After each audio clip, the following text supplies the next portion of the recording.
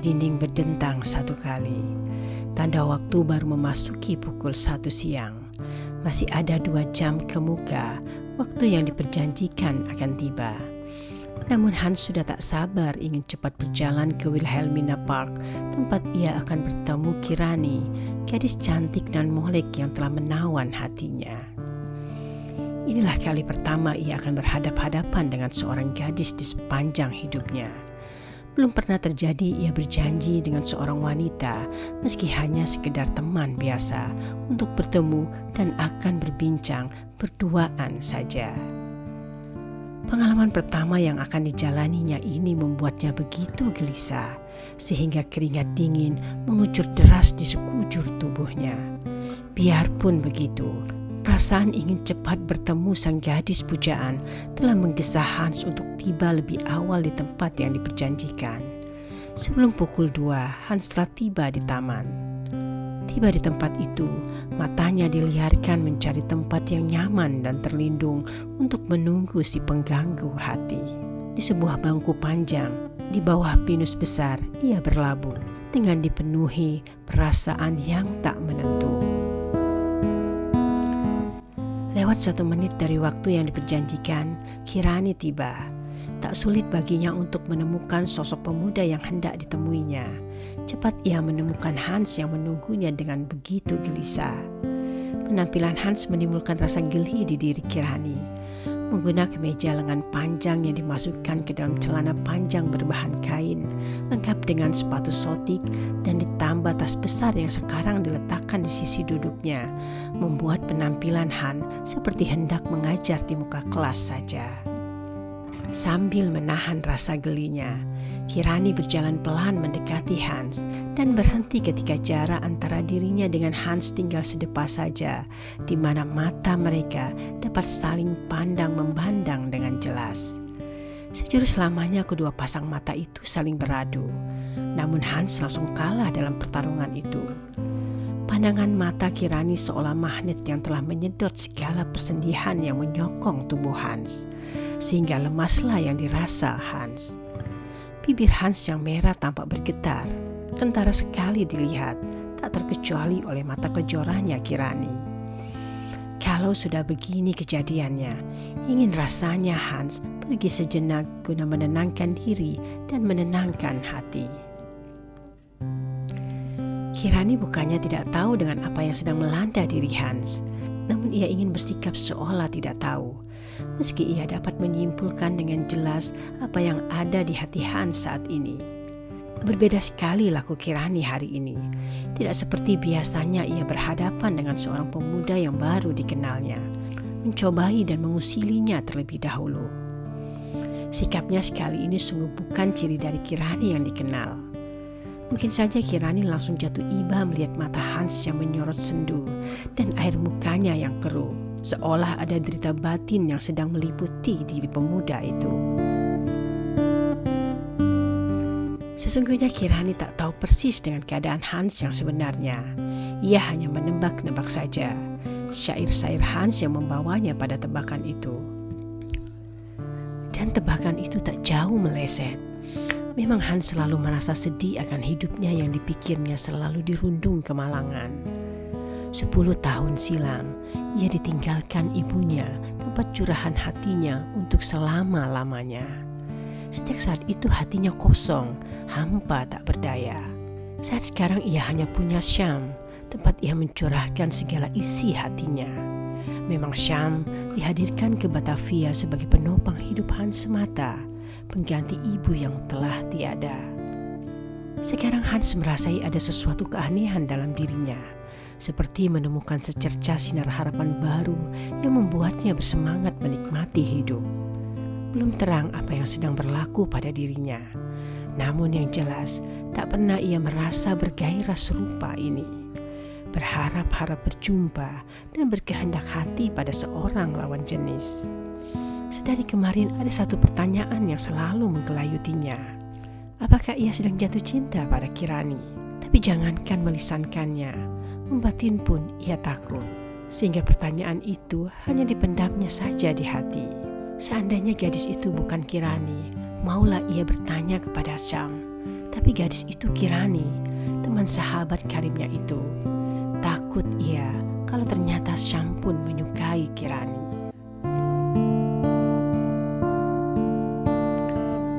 Lagi Kirani memulai pembicaraan sebagaimana yang berlaku di atas bendi kemarin. Aku kira aku yang datang kemari duluan. Tak tahunya Bung Hans telah mendahului aku. Sudah lamakah Bung Hans menunggu? Tidak, cukup, baru saja. Gugup sekali Hans menjawabnya. Jelas nyalinya telah benar-benar melumer, mengalir entah kemana. Kirani bukan tak mengerti apa yang terjadi, dan ingin sekali ia membantu Hans mengembalikan kepercayaan diri pemuda itu dengan berbuat seolah-olah dirinya tak melihat kegugupan yang ditunjukkan Hans. Namun apa yang harus ia lakukan selanjutnya masih belum didapatkan caranya. Cukup lama juga Kirani berpikir keras mencari jalan agar pertemuannya dengan Hans hari ini tidak menjadi sesuatu hal yang sia-sia belaka. Sampai akhirnya ia mendapatkan cara jitu untuk membalikkan keadaan menjadi lebih cair. Apakah Bung Hans sakit? Kulihat muka Bung tampak pucat. Apa mungkin kita batalkan saja rencana pelajaran kita hari ini? Kukira Bung Hans perlu beristirahat. Oh jangan. Oh maaf, maksudku teruskan saja rencana hari ini. Tapi aku melihat Bung Hans tampak payah. Takutnya aku terjadi apa-apa. Tidak apa-apa, biasanya aku terjadi seperti ini. Maksudku ini biasa terjadi. Baiklah kalau begitu. Sebelum ini dilanjutkan, sebaiknya apa aku harus memanggil? Ucapan Bung kuranglah akrab rasanya. Terserah Dik Kirani saja. Mulai teratur sepertinya perkataan Hans kali ini. Meskipun tak ada kekuatan yang ia tunjukkan, hanya menurut saja. Baiklah, sama saja seperti yang lain. Kupanggil abang saja. Tidak keberatan kan Bang Hans? Yang mana enak diucap Dik Kirani saja. Mulai Hans mengajukan argumen dan ucapannya pun semakin teratur saja. Kirani begitu senang dibuatnya. Bagaimana kalau kita mulai saja? Ya, tapi sebelumnya boleh saya menyampaikan sesuatu dulu? Oh ya, tentu saja. Tentu saja Kirani senang mendengar pengajuan itu. Itu tandanya Hans telah pulih dari demam panggungnya. Sebenarnya saya tak punya dasar teori mengarang syair, otodidak saja. Tak apa, itu lebih baik. Tapi saya bingung apa yang hendak diajarkan. Bang Hans bisa menceritai pengalaman menulis syair waktu pertama kali. Mengapa sampai membikin, sebab apa dan bagaimana perasaan Bang Hans saat itu. Benar-benar aku ingin pelajari itu. Sudah ku coba menulis berkali-kali, tapi sepertinya sulit sekali rasanya. Hasilnya pun tidak memuaskanku. Syair yang kukarang sangatlah payah hasilnya. Tak pernah aku percaya diri untuk memperlihatkannya kepada orang lain. Saya pun sebenarnya sama dengan Dik Kirani. Tak pernah ada kepercayaan diri saya untuk memperlihatkan syair-syair yang saya tulis itu kepada orang lain. Sebabnya saya pun merasa tak baguslah syair-syair itu. Lagi pula, menulis syair itu hanya sekedar mencari tempat curahan hati saja. Tak pernah terpikirkan untuk mempublikasikannya. Syam yang melakukan itu. Dia membukai buku tempat saya biasa menulis syair, dan rupa-rupanya ia menjadi tertarik. Entah selanjutnya apa yang terjadi, saya menjadi tak mengerti. Tiba-tiba syair itu tercetak menjadi buku dan diberi stempel Aku Anak Indonesia. Tapi saya kira tak banyak jumlah bukunya. Paling hanya 10 hingga 20 saja. Itu pun hanya dicetak menggunakan stensil sederhana saja. Dan saya kira itu dilakukannya saat kami di Nederland dulu. Seingat saya memberikan buku itu kepada beberapa temannya. Sungguh saya tak tahu kalau Dik Kirani pun diberinya pula. Serius sekali Kirani mendengarkan penjelasan panjang dari Hans. Sejauh yang ia tangkap dari perkataan Hans, pemuda yang dihadapannya sekarang ini menulis syair untuk keperluan menumpahkan isi hati. Dan itu berarti benar penilaiannya, bahwa hampir di seumur hidupnya Hans berada dalam keadaan kesedihan saja. Menurut abang, mengapa aku tak mampu menulis syair yang indah sebagaimana yang dipunyai Bang Hans? Saya belum membaca syair Dik Kirani, jadinya saya belum dapat menilai baik apa buruk. Lagi pula, saya tak bisa menilainya. Hanya Sam saja yang mungkin bisa. Tapi bolehlah saya menjawab dari penilaian Dik Kirani saja. Mengapa buruk?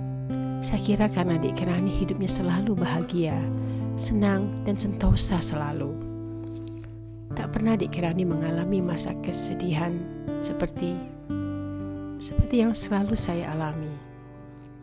Hans terdiam sesaat. Perasaannya kacau balau saat itu. Sedih karena teringat pada penderitaan batinnya dan malu mengapa harus mengungkap penderitaannya. Perasaan yang bercampur aduk itu membuatnya menjadi kembali terpuruk. Dan kembali Kirani bingung mencari cara agar Hans tidak berlaku seperti pertama bertemu tadi. Untungnya Hans cepat kembali, walaupun tak seperti keadaan sebelumnya. Jadi tak perlu lagi Kirani memeras otaknya. Ternyata untuk berkata-kata kembali, Hans hanya membutuh waktu sebentar untuk menarik napas dalam dan dengan cepat dihembuskannya kembali, melegakan dadanya. Cobalah menulis kalau hati Dik Kirani merasa sedih merana. Tapi saya kira tak mungkin masa itu terjadi pada Dik Kirani. Memangnya tak bisa kalau hati kita sedang senang dan gembira? Sudah saya katakan, saya tak tahu dasar teorinya. Tapi untuk saya agar dapat menulis, saya membutuh masa kesedihan. Dan itu sepanjangnya terjadi pada saya. Kembali mengeruk air muka Hans saat mengatakan itu. Sepertinya tak ada dalam hidupnya kebahagiaan sedikit jua. Kemalangan saja adanya. Kirani tak tahan melihat dan mendengar perkataan Hans. Jadi diberanikan saja dirinya untuk bertanya sesuatu. Maafkan kalau sekiranya aku lancang. Mengapa Bang Hans seperti merasa sebagai orang yang paling malang di dunia ini? Sampai tak tahan aku mendengarnya. Kalaulah Bang Hans mau berbagi, maulah aku memikulnya sebahagian, biar aku merasai pula masa kesedihan itu. Hans menolehi Kirani. Dengan sangat tajam matanya itu ia sorotkan ke muka sebelah kanan gadis yang berada di sampingnya. Sungguh ia tak mengerti maksud Kirani mengucapkan kata-kata barusan. Apakah Kirani sedang mengajukan diri sebagai teman hidupnya? Itu yang terpikirkan oleh Hans. Tapi apa iya begitu? Sebenarnya Hans tak mampu berpikir jernih saat ini. Sebagaimana galib terjadi pada insan yang sedang jatuh cinta, laku baik dari sang pujaan dinilai sebagai ia suka pula pada dirinya. Padahal belum tentu yang demikian itu yang terjadi. Begitupun yang berlaku pada Hans. Kuatnya keinginan untuk memiliki Kirani membikinnya mudah menilai kebaikan yang ditawarkan Kirani sebagai gadis itu cinta pula pada dirinya. Benar-benar Hans tak kenal siapalah Kirani ini. Bukanlah ciri Kirani kalau begitu saja terjerumus pada kubangan cinta. Kuatnya cengkraman karisma seorang Ibrahim Rizkat ayahnya yang memenuhi segenap hati dan jiwanya menjadikan ia tak mudah tertembus panah asmara. Untuk dirinya, perasaan cinta pada lawan jenis bukan sesuatu yang tak bisa dihitung secara logika. Tak mungkin ia jatuh cinta pada orang yang baru dikenal. Tak berlaku baginya cinta pada pandangan pertama. Jika saja nantinya ia jatuh cinta, pasti orang itu sangatlah istimewa, menyamai atau melampaui keistimewaan yang dimiliki ayahnya. Jika begitu adanya, berarti ia akan menghitungnya terlebih dahulu.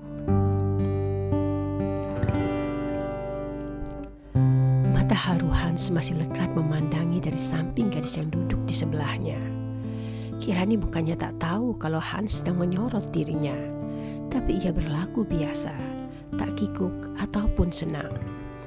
Ia menunggu saja reaksi Hans menjawab pertanyaannya tadi. Lama ditunggunya. Namun tak jua ada perkataan apa-apa dari Hans, membikin ia akhirnya berpikir bahwa pemuda di sampingnya itu sedang tersinggung akan ucapannya. Berpikir itu membuat Kirani jatuh menyesal. Maafkan aku, singkat Kirani mengungkapkan rasa penyesalannya. Ditolehinya pemuda di sampingnya itu, badannya pun ikut dicondongkan lurus ke arah Hans duduk. Hans pun menoleh hingga beradulah kedua pandang mereka. Lagi Hans terkalahkan, pandangnya cepat dialihkan lurus ke depan kepada seorang anak Belanda umur 3 atau 4 tahun yang sedang berlari-lari gembira.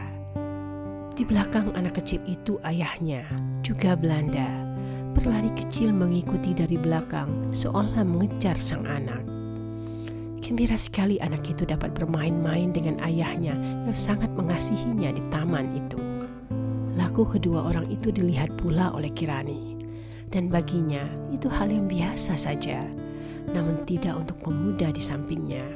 Haru biru mata Hans melihat pemandangan yang ada di depan matanya. Saya tak pernah merasakan hal serupa itu. Tiba-tiba Hans membuka suara sambil menghela napas berat. Mulanya Kirani tak paham apa yang dimaksud Hans. Namun ketika ia menyusuri arah pandang Hans kepada anak dan bapak yang sedang bermain-main di depannya itu, baru mengertilah Kirani apa yang dimaksud oleh Hans. Kembali Kirani menolehi Hans. Dari arah samping dilihatnya muka Hans yang tertampak keruh, membuat Kirani tak berani mengucap kata. Takut Hans menjadi tersinggung pula. Ditunggunya saja Hans untuk berkata-kata lagi. Kirani bertekad hanya akan menjadi pendengarnya saja. Dan entahlah apa yang dipunya oleh Kirani. Sebabnya sejurus kemudian Hans dengan lancarnya tanpa sungkan-sungkan menceritakan kisah sedih hidupnya.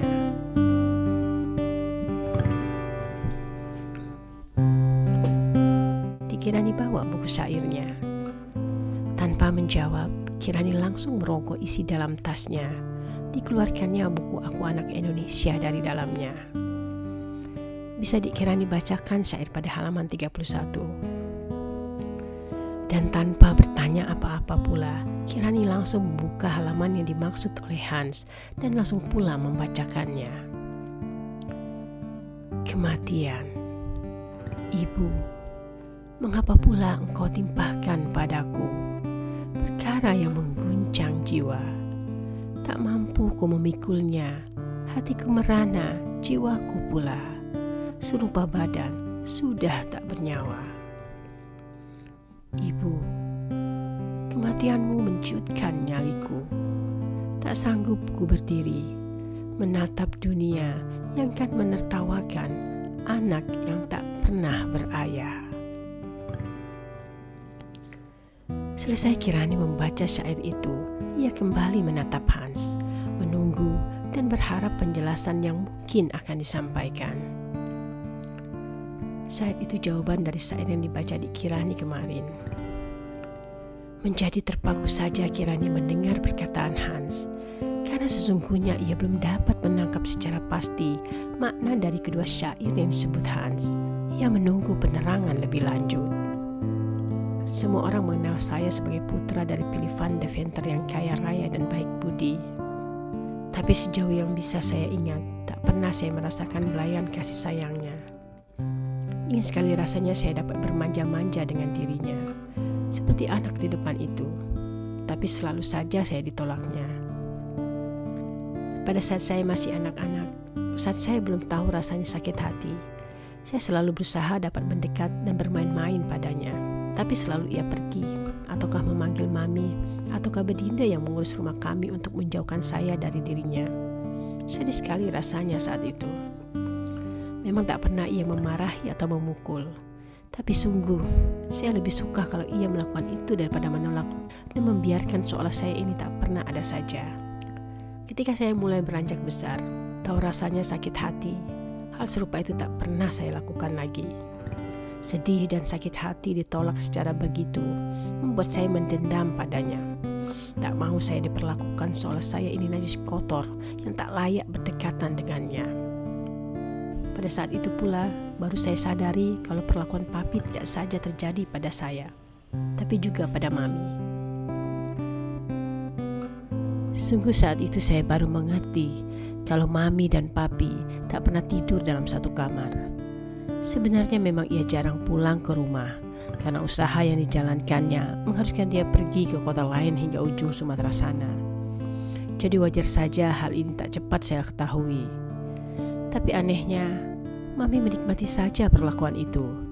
Paling ia hanya akan terlihat sedih kalau perlakuan itu terjadi pada diri saya. Dari segala perlakuan papi pada saya dan juga mami, Saya menangkap pada kedua bola matanya. Sebenarnya ada rasa kasihnya ia pada kami berdua. Namun tak pernah ia mengungkapkannya secara langsung. Dia hanya mengungkapkan lewat benda-benda yang ia belikan untuk kami berdua. Saya juga Mami. Semuanya benda-benda mewah dan mahal. Ya, ia mencukupi segala keperluan kami tanpa batasnya. Tapi tak pernahlah ia memberikannya secara langsung. Benda-benda yang dibelikannya itu hanya akan ditaruhnya saja di atas meja. Begitupun uang belanja untuk Mami yang setiap bulan diberikan dengan sangat berlebihan. Engkau tahu, Dik Kirani, sepanjang hidup saya hanya berteman dengan Mami saja dan dengan para bedinde yang ada di rumah tentu saja. Tak pernah saya pergi keluar rumah kecuali untuk sekolah saja. Entahlah mengapa sampai terjadi seperti itu. Tapi seingat saya, ada suatu kejadian yang saya lupa persisnya. Sebabnya saya masih sangat kecil waktu itu. Saat itu kami sedang bermain. Ya, saya ingat di taman ini juga. Secara tiba-tiba dan tanpa bicara apa-apa, Mami membawa saya pulang. Saya ingat saat itu di mata Mami ada air mata yang mengalir dengan derasnya. Dan saya lihat pula beberapa orang di sekitar kami saat itu, semuanya Eropa, tertawa saja melihat Mami menangis seperti itu. Sejak itu, Mami tak pernah lagi membawa saya pergi berjalan-jalan keluar rumah. Dapat kau bayangkan betapa hancurnya diri saya ketika Mami meninggalkan saya untuk selama-lamanya. Saya tak punya siapa-siapa lagi. Lebih dari sebulan saya mendekam saja di dalam kamar, menangis meratapi kepergian Mami. Engkau tahu, Dik Kirani, sebelum perginya, ia menghantamkan persoalan ke diri saya yang selama ini ia rahasiakan pula pada orang lain. Semua rahasia itu disimpannya sendiri hingga ajal hendak menjemput, baru ia ceritakan kepada saya. Sebulanan lebih itu saya menangis, bukan hanya lantaran meratapi kepergian Mami, tapi juga meratapi diri saya sendiri yang ternyata bukan saja tak beribu, tapi juga tak berayah. Langsung saja Kirani terperangah mendengar kata-kata terakhir yang diucap Hans. Tak mengerti apa yang dimaksud dengan tak berayah oleh Hans. Itu kalimat yang sama dengan kalimat yang ada di akhir syair yang dibacakannya tadi. Untuk bertanya lebih lanjut, tak mungkin dilakukan Kirani. Lebih baiknya ia pun menunggu saja. Sedangkan Hans membutuh diam sejenak, menarik napas panjang dan menghembuskannya kembali untuk kemudian bercerita kembali. Ya, Dik Kirani, sebelum Mami meninggal, ia mengatakan kepada saya bahwasanya sebenarnya Philip van Deventer bukanlah ayah saya yang sesungguhnya. Saya adalah anak haram dari perbuatan kotor Robert van Deventer, saudara kandung dari orang yang kukira selama ini sebagai ayah saya itu. Kembali Hans menghentikan kata-katanya. Kata-kata terakhir terucap dengan suara yang tercekat. Matanya pun tertampak memerah dan ada bulir air mata meski hanya tetesan turun dari kedua matanya. Hans menutup kedua matanya dengan kedua telapak tangannya, tapi lama-kelamaan terdengar seduh sedannya. Benar-benar tak kuat Kirani mendengarnya. Namun apa yang harus ia lakukan? Bingung dirinya. Tak mungkin ia mendekap bahu Hans untuk menenangkannya. Apalah kata orang yang melihatnya nanti. Kirani harus menjaga betul dirinya itu. Bolehlah ia berlaku sebebas-bebasnya, tapi ia tahu batas-batas normanya, meskipun kadang pula ia melanggarnya sedikit.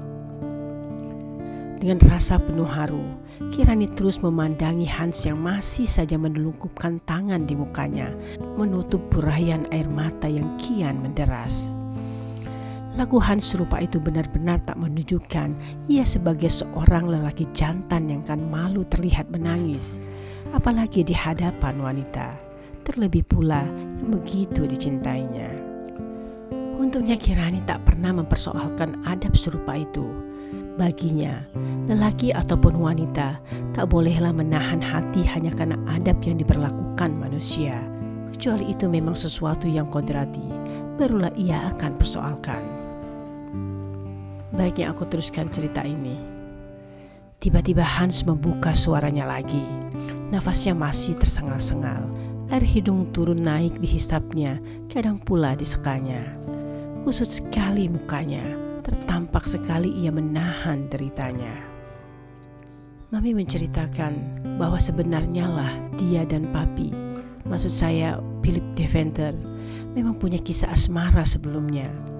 Mereka berdua saling jatuh cinta sebab seringnya bertemu. Ayah Mami, kakek saya, bekerja pada keluarga Deventer mengurusi pembukuan perusahaan. Mami sering datang ke kantor kakek yang bersebelahan dengan rumah besar keluarga Deventer, membawakan makan siang untuk kakek. Di sanalah ia sering berjumpa dengan Philip. Meski keluarga Deventer berasal dari Eropa yang memandang diri lebih tinggi derajatnya dari bangsa-bangsa lain di dunia ini, mereka tidaklah mempersoalkan hubungan Mami dengan Philip. Deventer benar-benar keluarga yang berbudi tinggi. Tak banyak, bahkan mungkin tak ada orang Eropa di Hindia ini yang berpandangan sama seperti keluarga saya ini. Biasanya orang-orang Eropa tak mau darahnya tercampuri oleh ras pribumi yang mereka anggap sangat rendah. Itulah orang-orang Eropa di luar keluarga saya, hingga mereka memusuhi keluarga Deventer karena membiarkan salah seorang putranya berhubungan dengan gadis pribumi. Lain pandangan keluarga Deventer, lain pula pandangan keluarga kakek dari pihak Mami. Mereka tak setuju Mami berhubungan dengan Philip. Sebabnya satu saja, persoalan agama yang berbeda. Berbeda halnya jika Philip mau berpindah agama. Tapi itu tak mungkin terjadi. Sebabnya Philip juga seorang jemaat Katolik yang taat. Mami mengatakan sama sekali ia tak membantah pandangan ayahnya, karena sebenarnya dia pun punya pandangan yang sama. Jalinan asmara Mami dan Philip terus berlangsung tanpa ada kepastian. Mereka hanya menunggu saja masing-masing mendapatkan pasangan lain. Namun rupanya itu tak mudah. Hati mereka telah saling terikat satu sama lain. Sampai suatu ketika, Mami mendapat pinangan dari seorang bandut tua, seorang saudagar kaya untuk dijadikan istri keempatnya. Menurut Mami, ia tak mampu menolak pinangan itu karena ayahnya telah berhutang banyak pada saudagar kampung itu. Lagi pula mereka mendapat rupa-rupa ancaman jika menolak kemauan si bandut tua. Benar takut mereka akan ancaman itu. Dari situlah malapetaka hidup saya bermula. Philip tak terima kalau harus melepaskan kekasihnya untuk dijadikan istri keempat oleh seorang yang seharusnya lebih pantas menjadi ayah kekasihnya itu. Philip menawarkan untuk membawa lari Mami, tapi ia tak bisa berbuat apa-apa ketika ternyata Mami bersikap lebih memilih nasib sebagai bini keempat ketimbang lari ataupun menikah dengan kekasih hatinya itu. Menurut Mami, menikah dengan seorang bandut tua dan menjadi bini keempat lebih halal baginya.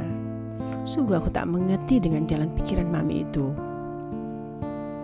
Pikiran sama dengan saya itu juga terjadi pada Robert van Deventer, adik Philip Deventer, yang rupa-rupanya diam-diam juga mencintai Mami. Jika Mami memilih Philip, ia akan sangat rela untuk mengalah pada abangnya. Tapi ia tak bisa terima kalau Mami harus lepas ke tangan bandut tua tukang kawin. Ia pun menyusun rencana keji, memperkosa Mami. Hanya satu saja yang menjadi alasan ia melakukan itu. Bolehlah si bandut tua mengawini Mami, tapi ia tak akan dapat malam pertamanya. Bandut tua hanya akan mendapat bekasnya saja. Sungguh Robert tak pernah memperhitungkan perasaan Mami ketika hendak berbuat hal yang terkutuk itu. Dan perencanaan itu benar-benar dilakukannya tepat 1,5 bulan lagi Mami akan menikah. Entahlah bagaimana kejadiannya, Mami tak mau menerangkannya. Tak mau ia mengingat hal yang terkutuk itu. Karena perbuatan Robert memperkosa dirinya, Mami mengandung. Hal itu diketahui ketika tinggal 1 minggu lagi Mami naik pelaminan. Mami tak mendapat menstruasi sebagaimana yang terjadi setiap bulannya. Benar-benar Mami berada dalam situasi yang terpojokkan. Bercerita pada ayah atau ibunya tak mungkin ia lakukan. Meneruskan menikah pun tak mungkin dilakukan pula. Akhirnya Mami menguatkan diri dan menemui Robert. Dicecarinya lelaki itu dengan sumpah serapanya. Dari sumpah serapah yang diucap itu, membuat Robert tahu kalau perbuatannya telah membuahkan benih di kandungan Mami. Menurut Mami, saat itu Robert menyatakan menyesal telah berlaku hal buruk kepada Mami. Robert menyatakan akan bertanggung jawab pada perbuatannya itu. Segala kerugian yang diderita oleh si bandot tua, sekalian hutang kakek, ia janjikan akan dikembalikan sebagai salah satu cara melepaskan Mami dari rencana pernikahan yang tinggal 1 minggu lagi. Inilah satu-satunya jalan agar keluarga Mami tidak termalukan, karena si bandot tua pastinya akan berkoar ketika mendapati istrinya telah mengandung benih dari lelaki lain. Nasi telah menjadi bubur, Mami pun harus menurut, meski taruhannya berat. Pastilah si bandot tua tak akan tinggal diam mendapatkan calon istrinya lari meninggalkan kursi pengantinnya. Mami tak menceritakan apa yang direncanakan akan dilakukan mereka berdua selanjutnya. Apakah menikah ataukah bagaimana? Tidak, Mami tidak menceritakannya. Mami hanya menceritakan sepulang dari pertemuan itu, Robert mendapat kecelakaan dan nyawanya sudah payah untuk ditolong. Cerita Mami, sempat Robert menceritakan perihal Mami kepada Philip. Ia meminta ampun kepada Philip dan memohon Philip untuk mengambil alih tanggung jawabnya atas Mami. Mami tak mengurut ceritanya lagi. Ia langsung menceritakan perihal ia dan Philip yang akhirnya melakukan pernikahan pura-pura. Ya, pura-pura. Itu yang Mami sebut tentang pernikahannya dengan Philip. Mami tetap pada pendiriannya bahwa tak mungkin terjadi perkawinan beda agama. Sudahlah ia berdosa sekarang, namun jangan lagi ditambah dosanya itu. Di hadapan saksi-saksi dan banyak orang lainnya, Mami dan Philip menikah secara resmi. Namun tak ada satupun orang yang tahu bahwa mereka berdua telah mengikat perjanjian, takkan pernah saling menyentuh satu sama lain. Tak ada perkawinan yang sebenarnya, hanya perkawinan yang pura-pura saja. Malangnya diriku ini, Mami dan Philip melakukan itu hanya untuk memberikan status saja pada saya. Hans menghentikan kata-katanya sampai di situ dengan hembusan napas lega, seolah ia telah membuang duri yang telah lama tertancap dalam tubuhnya.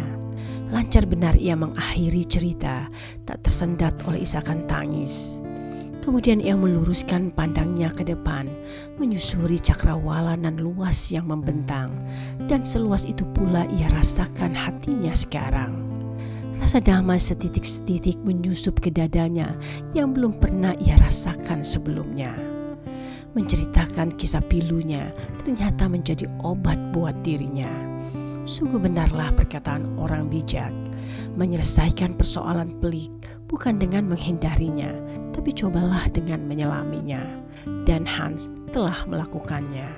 Kirani pun menangkap perubahan yang terjadi di dalam diri Hans yang tertampak jelas dari rona muka Hans yang mencerah, sehingga maulah ia untuk bertanya sesuatu hal kepada Hans. Bagaimana perasaan abang tentang ayah? Maksudku Tuan Philip setelah mendengar cerita ini. Terbuka mata saya akan keluhuran budi Philip, ayah yang telah saya benci itu. Cintanya pada Mami begitu besarnya hingga ia rela masuk pada permainan yang diskripkan Mami. Oh Tuhan, berdosa benar aku ini. Benar-benar ia hanya menahan cintanya di mata. Bertahun lamanya ia lakukan itu. Sungguh, menurut saya itu sesuatu yang sangat berat untuk dilakukan. Lakunya serupa itu sudah dapat diserupakan dengan pastur saja. Akhirnya saya tahu ia sangat menyayangi Mami dan tak pernah mengalihkan cintanya kepada wanita lain. Cintanya hanya untuk Mami semata. Terlihat jelas itu saat Mami meninggal. Engkau tahu Dik Kirani, meski Mami sudah tak bernapas, tetap saja ia menghormatinya. Sesungguhnya Mami tak akan mungkin tahu kalau sekiranya Philip berbuat yang tak patut untuk Mami, tapi itu tidak dilakukannya. Engkau tahu Dik Kirani, betapa bingungnya saya memikirkan bagaimana cara menguburkan Mami. Kami tak punya sanak keluarga lagi. Orang tua Mami telah meninggal tak lama setelah kejadian Mami melarikan diri dari perkawinannya karena penderitaan batin. Keluarga lain pun tak mau kenal lagi. Tapi sungguh, saya melihat dengan mata kepala sendiri. Papi mengurus jenazah Mami dengan begitu patutnya. Ditolaknya uluran tangan pihak gereja tempat Papi biasa beribadat untuk mengurus penguburan Mami. Papi tegas menjawab kalau Mami istrinya seorang Muslim. Untungnya mereka tak tersinggung hingga tetap saja mereka menghibur diri kami yang sedang ditimpa kematian. Entah apa yang dilakukan Papi ketika di luar sana, karena sekembalinya ia telah membawa banyak orang berpakaian putih bersurban di kepalanya.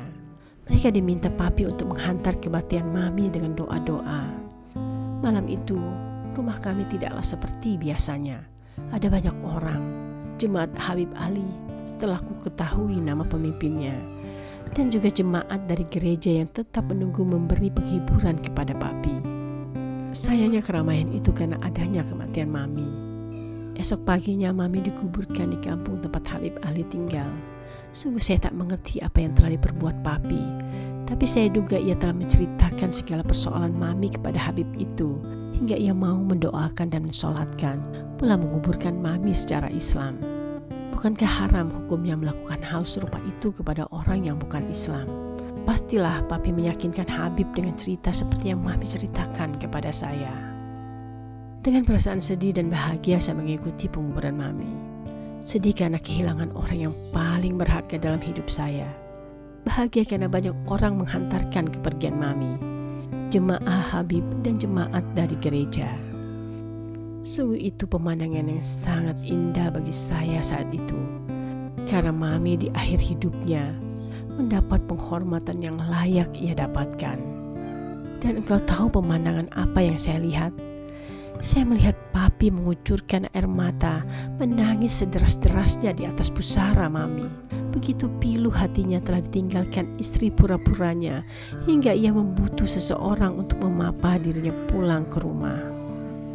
Akan halnya saya, sedari awal telah saya ceritakan, sebulanan lebih lamanya mengurung diri saja di dalam kamar.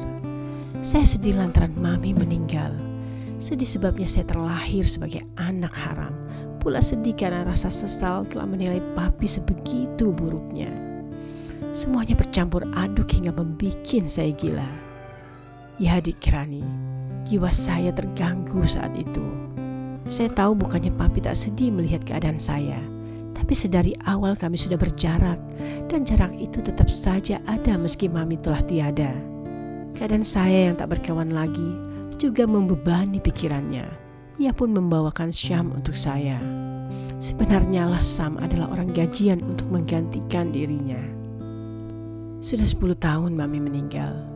Namun hingga sekarang pun saya tak dapat menghilangkan rasa bekas kematian itu. Seandainya saja Mami tak menceritakan kisah pilu ini, mungkin saya bisa berdiri tegap dengan gagahnya. Tapi jalan cerita hidup saya yang terlahir sebagai anak haram tak mungkin hilang, akan terus menghantui hidup saya. Sampai disitulah Hans berkisah tentang dirinya, sebuah kisah yang sangatlah memilukan hati siapapun yang mendengarnya. Sekiranya saja bukan Kirani, tetapi gadis lain yang mendengarkan kisah ini, pastilah akan banyak air mata yang tertumpah. Kirani seorang yang kuat hati dan pula imannya. Menangisi nasib buruk hanya akan membuat diri lebih terpuruk. Ia berkeyakinan bahwasanya semua hal yang terjadi di muka bumi ini adalah atas kehendak Allah saja adanya. Dan bila benar apa yang diperkatakan Hans tentang ibunya, menurut Kirani, seharusnya Hans bangga terlahir dari ibu yang terus menjaga kesucian dirinya untuk sesuatu hal yang diyakini kebenarannya, tidak menurutkan hawa nafsu cinta birahi belaka. Semua pemikirannya itu dipendam saja oleh Kirani di dalam hati. Belum ingin ia berkatakan kepada Hans sebagai kata-kata nasihatnya. Satu hal yang ia pikirkan harus terjadi. Hans harus punya seseorang yang setia mendengar keluh kesahnya dan pula selalu membangkitkan semangat hidupnya. Jatuh pada pemikiran itu, tiba-tiba ada rasa sayang menyeruak di hatinya. Ditolehinya Hans, lama ia pandangi muka pemuda yang duduk di sampingnya itu. Dan lama-kelamaan, ada dorongan yang kuat dari dalam dirinya yang menyuruhnya untuk memeluk Hans.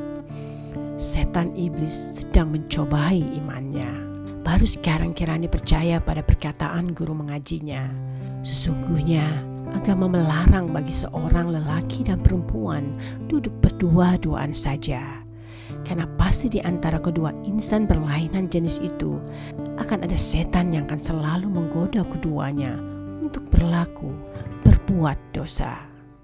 Dan setan itu telah menggoda Kirani dengan bisikannya yang halus, menyamar sebagai nurani yang mengingatkan Kirani akan kewajibannya menolong Hans dengan pelukan hangatnya. Baru dirasa oleh Kirani bahwa masih begitu dangkal keimanan yang ia punyai, karena tetap saja ia menggerayangi tubuh pemuda di sampingnya itu, meski hanya dengan tatapan mata sendunya.